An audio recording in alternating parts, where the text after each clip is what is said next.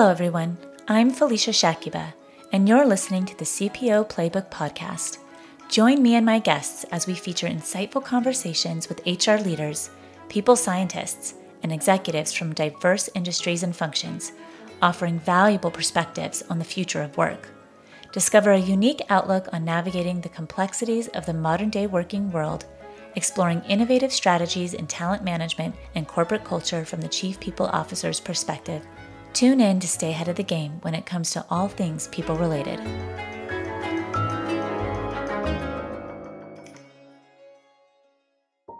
According to a study by McKinsey & Company, 70% of all change efforts fail. This is a sobering statistic that highlights the challenges organizations face when attempting to transform their culture. One reason culture transformation is so challenging is that it involves changing people's deeply ingrained beliefs, values, and behaviors. Additionally, cultural transformation requires a significant amount of time and effort, as well as strong leadership and communication. It involves not only changing individual behaviors, but also reshaping the organization's structures, processes, and systems. Moreover, cultural transformation often faces resistance from employees who are comfortable with the status quo and may feel threatened by change. This resistance can manifest in many forms, such as apathy, passive aggression, or even outright sabotage. Finally, cultural transformation requires a long-term commitment from leaders and the organization as a whole. Change cannot happen overnight, and it takes sustained effort and focus to ensure that the desired cultural shift is embedded into the organization's DNA. Joining us today is Anne Lacombe, an executive fellow at Harvard Business School.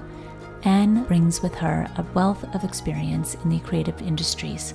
Her impressive 30-year progression has taken her from Disneyland Paris to Walt Disney Animation Studios in Los Angeles, where she served as the SVP of Studio Planning and Talent. More recently, she served as the Global Head of Talent and Animation Production at Weta FX in New Zealand. Anne, thank you so much for being here. Welcome.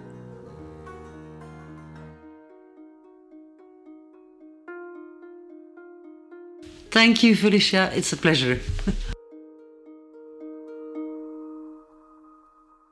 Anne, you've had a varied career path, starting in law and eventually moving into talent management, and then a functional leader as head of production.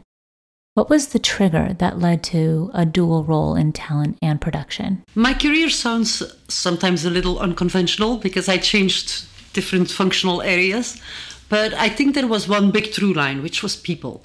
At the time of the transition into production, the role had become available because the previous leader was leaving, and I had built a strong relationship with that previous leader because we were driving change. And when change and transformation comes, it's more of a horizontal exercise where you need your fellow leaders aligned with the purpose of where you're going. And you constantly need to align people, process, and tools. And so I felt that in my HR role, in my talent role, I could only go so far. And then there was, of course, production and the making of these movies. And it was difficult to influence that area without being in charge of it. And so when the opportunity arose and my leaders asked me whether I might be interested, I had been close enough to it to understand enough. I wasn't an expert.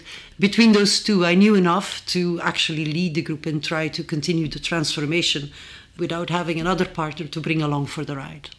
And I assume those leaders had to have a great trust in you in order to offer you that position?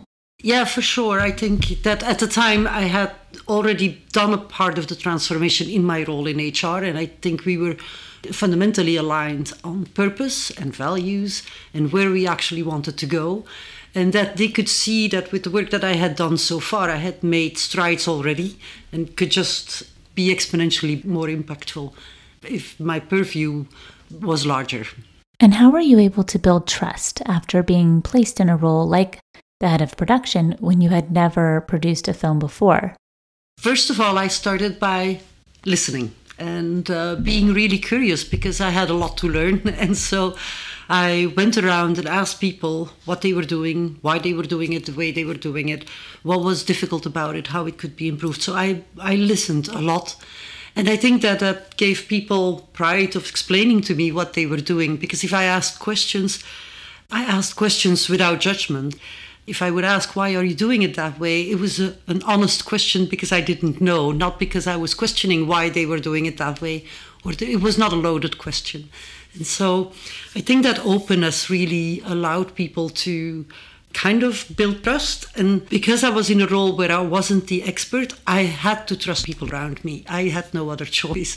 And I think that trust pays back in return when you do that, but people know that you have their back if something goes wrong, or when they speak up and say something that might be uncomfortable. If you, as a leader, are there to help them through those moments, they will trust you in return for what you have given to them. I think that was the start of the journey of just building those relationships, listening to what people had to say, really staying with the problem and trying to make the environment better for them. And then when people started seeing improvements, it gained more and more trust that we were on the right path, we were going in the right direction, and gave some momentum to the exercise. And change often comes with those who might be challenging the things that you're working on. How did you meet people who were less adaptive to the change or improvements you were looking forward to? Yeah, I think in every change effort, there are the people that are interested in following something new and different. And there are the people that are loud and they don't like it. Most of the time that comes from insecurity. And then there's the people in the middle that are looking over the fence, thinking it might be interesting, but definitely not taking a position yet until they see some momentum in the journey. Initially on my transformational journey, I paid a lot of attention to the people that were very negative because they were loud. And perhaps probably a little too much. I think it's really important to have conversations and try to understand what it is that is standing in their way. What are the competing commitments that make them so resistant to this change? What's the problem that is standing in the middle of the change and them, and why can't they come on board with the journey? I think that by listening, and not listening just to what they say that they don't like, but listening deeper to what actually the problem is that is standing there, and then finding solutions for them, they can come along for the journey. And so I had to continue creating processes and make sure that I kept everybody in the boat and that everybody was aligned. But for the people that were loud and resistant, ultimately when the movement was taking roots and it was going in a good direction, some would change their mind and come on the journey. Others were still too resistant and probably couldn't get on board with the journey, and they might have had to leave. So those voices are fairly loud. Is it fair to say that you needed support from your manager or other leaders to help you move in a specific direction, even when those voices may cause friction? For sure, there's a lot of people to bring along for the journey, a lot of stakeholders you need to pay attention to. Of course, your bosses and the people that are leading you, your peers and the people that stand next to you, the people that report into you, and the people you're leading. So there's a lot of people you constantly need to stay aligned with in order to make progress, despite the resistance, despite the obstacles, despite the fact that sometimes it doesn't go quite the way you would have hoped it would go. So being very clear on your purpose and your values and staying grounded in those and being able to communicate them over and over and over again, so people understand that it won't always be a perfect journey, because you have to take risks, and that sometimes comes with a little bit of failure. But even in those moments, being very clear as to why you took those risks and what the result was, and staying very calm and grounded in your ideas and principles, I think helps a lot. For the leaders, it was about communicating where I was going, where I was hoping to go, and where some of the resistance might come from. If I was anticipating it, I would bring them along for the journey there too, saying, this is probably not going to go well, this is what the noise is, and this is how I want to respond to that. But being as proactive as possible to make sure everybody was staying together. What were some of the other challenges you faced early on in your cultural change initiative, and how did you overcome them? My biggest challenge was probably that I was extremely impatient because I wanted to go faster than what the pace of the transformation actually allowed for. And I had to learn how to slow myself down and make sure that I always connected with the people that were going through their transformation and make sure that I was not too far ahead of them, but that I could listen to their concerns and bring them along on the journey. So it required for me to learn how to listen differently and to really connect with where the people were in order to bring them somewhere else. Because you can't change what you don't understand. And so I had to understand where people actually were on their cultural transformation and what they were feeling, what they were perceiving, what they were concerned about, what kept them up at night. And if I really had a deep understanding of that, I could talk to those issues and bring them along for the journey. In the beginning, I think I was too fast and I just wanted to move forward as far because I felt a sense of urgency. But that isn't always how change happens. Change takes time and you need to allow for that time to happen. One thing that was interesting when I worked for WEDI in New Zealand, a lot of my work was done remotely. And it was also about cultural change. But it was difficult in a remote environment to feel the pace of the organization. So I never knew whether I was going too fast or whether I was going too slow because I wasn't physically there with them. It was all virtual, it was all remote. And I think feeling the organization and knowing where you are so you can take your next step is really important. And I had to learn how to do that virtually. Could you describe what the action items were that you took to listen more? Is that in the form of one-on-ones? Are they focus groups? We did a lot of different things. I think finding a way for people to speak honestly and to make it okay for them to share what they really think is not an easy task. And for different people, it takes on different forms. So we had a program called Spark, which was a program where people could volunteer ideas and then present them and then create a prototype for them, which was one way for us to gather new ideas and innovative thinking. Another way that I personally handled that was by meeting 3 people a week that I didn't know in the organization. And I would send them a note saying, I would love to meet with you, but I would set time apart in my agenda to meet those people and just talk and ask why they were there, what they liked about it, what they didn't like about it. And so have an honest conversation. Ultimately, that created a movement in the organization where more and more people wanted to be on that list of people that could come and talk to me.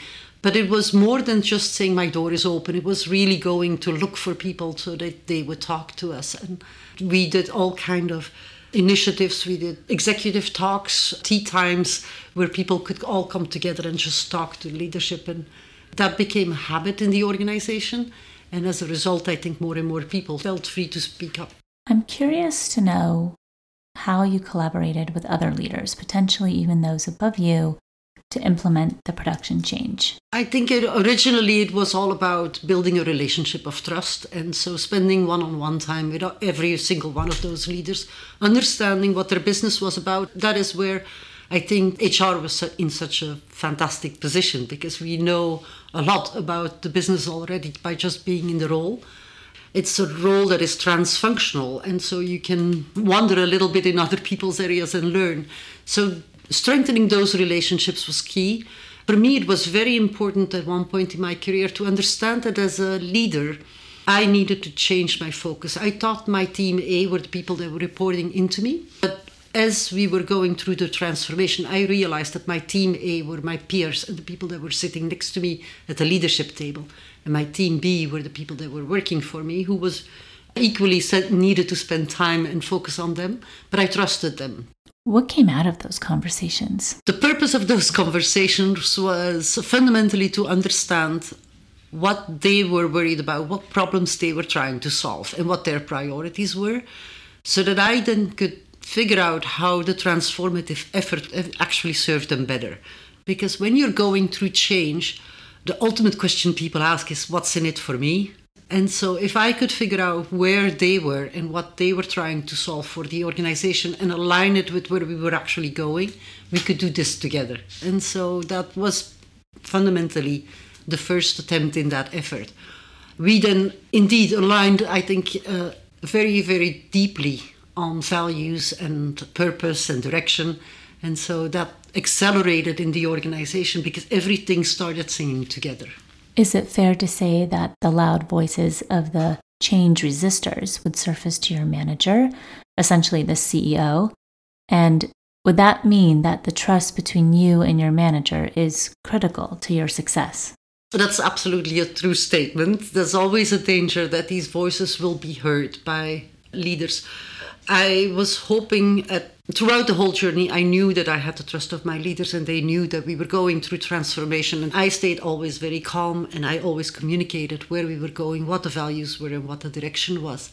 Maintaining that trust is key because there will be moments where the loud voices will be trying to get attention from somebody higher up to stop the movement. My efforts to drive the transformative effort, I would always try to be one step ahead and have those conversations with them directly so they didn't feel the need to go to my leaders. Let's talk about psychological safety for a moment. For those leaders who haven't gone through a transformation, the movement sometimes requires us to start at the top. The first thing I might ask is, do we have psychological safety among the executive team for transformation to even begin? How do you approach that scenario? That's a big, big question. Well, I do think that it's the job of the leader to create an environment. And when that environment sends signals about care and trust, people will start feeling that somebody else cares for you, but really deeply cares for you. And about why you're there, about what you bring to the organization. So that takes time to send that kind of messages. But it's every single decision needs to send that message of care. When that happens, and when people understand that they can trust you because you trust them, it's always a two-way street. When you start caring for people, they start caring for you. And when they care enough, they will talk. The effort of speaking up in order to make something better is worth taking. What guidance would you offer to an HR or functional leader who is required to collaborate with a CEO that has yet to grasp the principles of fostering psychological safety within their company? Well, it's difficult to find your space in that environment. But what I would say is that it is important that we speak truth to power. I think that's part of our roles, and especially in HR. I think we have a responsibility. And one thing that I refer to very often is the shadow of a leader. I will ask my leaders questions about whether they're aware of the shadow that they cast in the organization. When they're not in the room, what do people actually say? How do they feel about them? And have them think about that. And most of the time, that is a very informative journey where they themselves come to a certain realization that perhaps what they're projecting into the organization is not necessarily how they want the organization to behave. But very often, an organization takes on the personality of its leader, so it's very impactful for he or she to act or behave in a certain way. I always start with self-reflection from the leader when I find the right opportunity in order to start that process, because I think by them then seeing and getting that feedback, you can get into a trusting relationship, a partnership where you can together coach and help and point out the false notes in some of their behavior that might send the wrong signals into the organization, and find that level of trust even at that level. Is there anything in particular that you teach at Harvard that would be valuable to what we're learning about today? Through my work with Harvard, we have done a lot of research on digital transformation in particular. So the impact and the influence of technology and how it influences how businesses operate. And in the last couple of years, we've done surveys with executives around the world, as well as a written survey that was answered by more than 4,000 executives. So we have a lot of information. And what we particularly were looking for in our second edition was the companies that successfully do digital transformation. What do they do differently? What is different in their effort that makes them stand out? Because many of these efforts don't succeed. It was interesting that the people part and the ones that focused on cultural transformation and the employee experience were more successful than the ones that didn't. And that's difficult because a lot of people invest in the technology, the tools, the infrastructure, But those things don't make the difference on the digital transformation process. When I was younger in my career, I remembered having a mentor, and at one point I said to the mentor, I think I'm spending too much time on the people. His response was, well, you can never spend enough time on the people. And so the work that I'm doing right now at Harvard is a confirmation of that, and that it's really important to spend the time to bring people along, to train them, to upskill them if needed, but to communicate with them and make sure that we're empathetic enough to understand what their concerns are so they can follow us on a journey. What advice would you give to leaders who are currently working through a cultural transformation? It's not an easy journey. You have to be very resistant. You have to allow the time for change to happen. And my words of advice would be competent and confident and be consistent. Because cultural change happens when everything starts coming together in a logical way. That could be the work you're doing, the processes you're having, but also the policies you have as an organization, how your building is laid out, what your habits are as you come together. And when that consistently starts sending signals that change is going in the right direction and that people can speak freely and shouldn't be worried and there's psychological safety, I think that's where change happens. Is there anything that you want to talk about we haven't touched on yet? Yeah, I wanted to talk a little bit about the importance of understanding the problem, staying with the problem long enough before starting to go to solutions. And especially in cultural change, people will start throwing out ideas and start doing things, but sometimes without having spent sufficient time analyzing the problem. What's at the core of this? And it's a little bit like peeling an onion, where you see certain behaviors and you're wondering why they are behaving that way, but it's actually something deeper underneath. And we start fixing the symptoms rather than really understanding the problem. As a leader in an organization, I always keep saying to my teams, fall in love with the problem. Don't go to the solution too quickly. Stay there and make sure you have the right problem, because if you fix that one, things will unfold a little bit like a flower. But if you're fixing the wrong one, it'll just be a leaf and it'll fall off. I think that's really important as we listen, to not listen necessarily to the ideas that people are suggesting to us, because then you will sit with 100 ideas and you can't implement all of them. But really look at all these ideas and see, what do they have in common? What problem are they trying to solve? And when you can find that, I think you can find richer solutions and more impactful movements in your cultural transformation process. Anne, this has been wonderful. Thank you so much. Thank you so much, Felicia. Thank you for the invitation. It's a pleasure to be here. That's Anne Lacombe, Executive Fellow at Harvard Business School and former 30-year veteran of Walt Disney Animation Studios.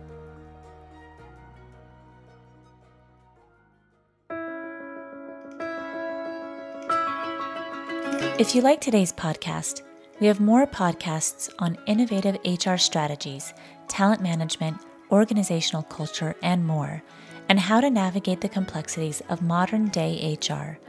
Find them at cpoplaybook.com/podcasts or search CPO Playbook on Apple Podcasts, Spotify, or wherever you listen. Thanks for listening to the CPO Playbook podcast. We'll be back with a new episode next time. I'm Felicia Shakiba. If you love CPO Playbook, the best thing you can do to support us is become a subscriber. You can do that at cpoplaybook.com/podcast. That's cpoplaybook.com/podcast. If there's an episode you loved, please share it with a friend. And if you have an idea you would like us to talk about or a guest you'd like to nominate, visit cpoplaybook.com/contact us to suggest an idea.